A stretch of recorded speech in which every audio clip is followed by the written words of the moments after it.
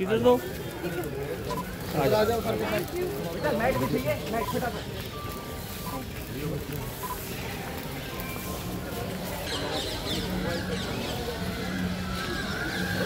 जो 12 MLAs ने मेरे यहाँ पे खाना खाया, इसको भी राजनीतिक स्पिन दे दिया गया मीडिया की तरफ से। ना किसी से किसी ने पूछा कि भाई क्यों इंद्रजीत सिंह के खाने पे गए हो, ये मीडिया वालों का ही आकलन था। और ना ही आज के दिन सीएम साहब को बुलाने के लिए मेरे को किसी ने कहा। तो वो तो जैसे मैंने पहले फरमाया था कि भाई हम सहज सहज अपनी बेटी के घर के विषय के अंदर लोगों को आमंत्रित करते जा रहे हैं, घर प्रवेश के तौर के ऊपर। उस तौर के ऊपर सीएम साहब को भी बुलाया, उस तौर के ऊपर हमारे इलाके के जो एमएलए साहिबान थे उनको भी बुलाया हमने। सबको बारी बारी चलेगा और आगे भी चलेगा, अब ऑफिसर को भी बुलाएंगे, मंत्रियों को भी बुलाएंगे, राव नरवीर भी आएंगे, अनिल विज भी आएंगे। देखो अगर आते हैं तो जरूर उनका स्वागत है। हाँ हाँ, तो यहाँ पर भी 27वें दिन धरना चल रहा था, 27वें दिन प्रदर्शन हुआ, पैदल मार्च हुआ। राव इंद्रजीत सिंह जो धरना चल रहा है, एक तरह से आपका जो वादा खिलाफी का मुद्दा ले रखा है, उसको लेकर के क्या कहेंगे? देखो वादा खिलाफी तो अभी तक हुई नहीं ना। अभी तक तो जब तय ही नहीं हुआ कि कौन सी जगह के ऊपर हॉस्पिटल बन रहा है, तो वादा खिलाफी कैसे होगी? मतलब भगवानपुर अभी भी उम्मीद कर सकता है? नहीं, भगवानपुर आज के दिन उम्मीद करता है, मेरे से मत करे। उम्मीद कर सकता है, वो भी उन 4-5 गांवों के अंदर है। पर जिस तरह से उन्होंने करा, मेरे को मन अपना टटोलना पड़ेगा कि दोबारा इनकी सिफारिश करनी चाहिए कि नहीं करनी चाहिए, ये बात है। दूसरी बात, मैं बस आश्रम के बारे में कहना चाहता हूँ कि मेरे दादा राव बलबीर सिंह लाहौर विधानसभा के सदस्य हुआ करते थे जब जॉइंट पंजाब और जॉइंट हिंदुस्तान हुआ करता था। तो उस टाइम के अंदर संत परमानंद जी महाराज उनको वहाँ पर मिल गए और उन्होंने उनको निवेदन किया कि आप हमारे रेवाड़ी आइए, हम आपको ज़मीन देंगे और गौचर भूमि के लिए और गौशाला के लिए ज़मीन देंगे। तो दोनों चीज़ उन्होंने दी। और संत परमानंद जी महाराज जो कि बड़े प्रसिद्ध उस समय के संत हुआ करते थे, वो यहाँ पर आए और कितने साल यहाँ पर रहे भाई साहब?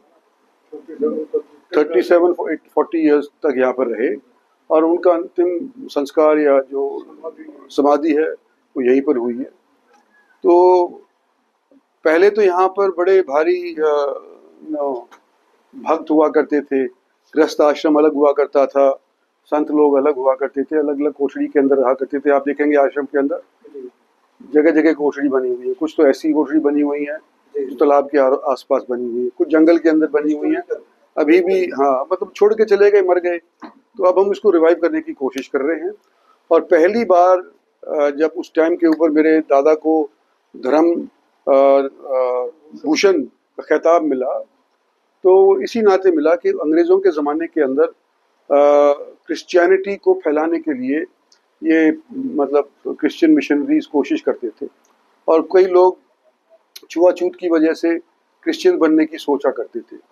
तो उन दादा ने सोचा कि भाई हमारी बेटी भी यहीं पढ़ेंगी, उनके साथ पढ़ेंगी जो विधवाएं हैं, उनके साथ पढ़ेंगी जो कि महात्मा गांधी ने हरिजन का नाम दिया है, उनके साथ बैठ कर के सारे तख्ती के ऊपर उन दिनों के अंदर पढ़ा करते थे।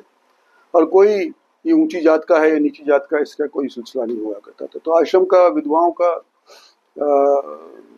मतलब प्रार्थना का यहाँ पर एक प्रथा चली। जातिवीर समाज की रचना का, हाँ, जातिवीर समाज की रचना का यहाँ पर उन्होंने ये संकल्प उठाया था और प्रेरित हुए थे संत परमानंद जी महाराज से। गौशाला भी खोली यहाँ पे। उससे पहले उन्होंने सबसे पुरानी गौशाला देश की, क्या विश्व की, स्वामी दयानंद गौशाला जो नारनौल रोड के ऊपर है, वो भी मेरे दादाजी ने ही खोली थी मेरे ख्याल से। तो ये 2 गौशाला हमने जब से चलाए आ रहे हैं। और अब कोशिश कर रहे हैं कि जब वो पुराने लोग जो यहाँ पर आश्रम को संभाला करते थे अब वो रहे नहीं, या कुछ लोग शिफ्ट कर गए, जींद आश्रम बना लिया उन्होंने जींद के अंदर, वो भी वसंत परमानंद महाराज के नाम पे ही आश्रम है। जींद चले गए, तो हम इसको दोबारा से रिवाइव करने की कोशिश कर रहे हैं और कुछ ऐसी चीज़ यहाँ पे लाने की कोशिश करते हैं जो समाज के लिए लाभदायी हो। तो ये मकसद है। और लोगों की आस्था है, दूर दूर से आते हैं, कोई पंजाब से आता है, कोई यूपी से आता है, राजस्थान गुजरात से भी लोग यहाँ पे आते जाते रहे। लेकिन क्योंकि सुविधा उपलब्ध नहीं थी, रहने की जगह स्थान यहाँ पे नहीं थे, मॉडर्न फैसिलिटी यहाँ पर हम नहीं उपलब्ध करवा पाए थे, तो थोड़ी कमी हो गई थी। लेकिन अब देख रहे हैं जैसे आप धीरे धीरे संख्या बढ़ती जा रही है, जो श्रद्धालु हैं पहले की निस्बत ज़्यादा हर साल आने लग रहे हैं, और हम उम्मीद करते हैं कि आते रहेंगे इसी तरह से, और आश्रम की एक जो सिद्धि थी वो दोबारा से इस जगह को प्राप्त होगी। अस्पताल बने सबसे अच्छी जगह पे बने जिससे सबसे ज़्यादा लोगों को सुविधा मिले, ऐसी जगह बनने की प्रक्रिया आज के दिन डिपार्टमेंट की और सरकार की है, मेरी अकेले की। तो मैंने सिफारिश रामगढ़ भगवानगढ़ की करी थी, मैं कब मना कर रहा हूँ कि नहीं करी। मैंने रामगढ़ भगवानगढ़ की करी थी, लेकिन और लोग भी आ गए रास्ते के अंदर, यदि उनके नहीं हमारे बनाओ, शहर वाले आ गए। आज मैंने अखबार के अंदर पढ़ा है कि कोई सेक्टर 18 के अंदर कोई 5.8 एकड़ जमीन ऑलरेडी एग्जिस्ट कर रही है, जो कि आज से 20 साल पहले अस्पताल के लिए निर्धारित करी गई थी। इसने ध्यान दिलाया नहीं, ना मुझे पता, ना मेरी बेटी को पता, ना यहाँ पे जो सीएमओ आते हैं उनको पता। तो ये सारी चीज़ों के ऊपर देखा जाएगा कौन से सबसे बढ़िया जगह है जहाँ पे सबसे ज़्यादा लोगों को मिले सुविधा, वहाँ करना चाहिए। तो सबका एक सवाल, भगवानपुर को कैसे बनाओगे आप? भगवानपुर वाले देखो, जब तक ये इसका राजनीतिकरण करेंगे तो उसका तो बनाने का मतलब ही नहीं ना।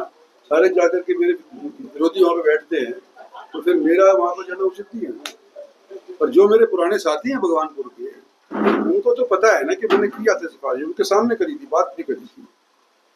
लेकिन उसके बाद जिस तरह से इन्होंने ये हरकत करी है, इसके अंदर मेरी छवि बिगाड़ने का जो काम किया है, इसके लिए मेरे को सोचना पड़ेगा। परले वाले घाट के ऊपर मेरी बुआ मेरे को मिला रही थी, और एक और कोई बच्चा था हमारे साथ, पता नहीं मेरा ध्यान नहीं कौन था, गुड्डू था कौन था, तो गुड्डू को निलाने लगी और मैं डुबकी अंदर जाने लग रहा।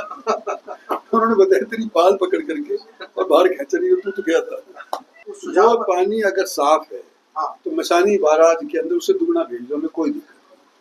अगर साफ नहीं है तो एक बूंद भी हमारे को खतरा है। तो ये तो बात हुई प्रॉपर, साफ है तो आप पानी के लिए तैयार है, तो गंदा है तो आज मसानी के अंदर आप देखोगे एनजीटी ने, हरियाणा पोल्यूशन बोर्ड ने, सुप्रीम कोर्ट ने, कई मतलब संस्थाओं ने इस पानी को दूषित ठहराया है। पूरा केमिकल युक्त जहरीला पानी, उसमें कोई मछली नहीं पनप रही, उसके अंदर ये जल पक्षी होते हैं जो आते हैं, बतख आती हैं, काज आते हैं, माइग्रेशनरी बर्ड आती है, कोई एक नहीं बैठता वहाँ पे।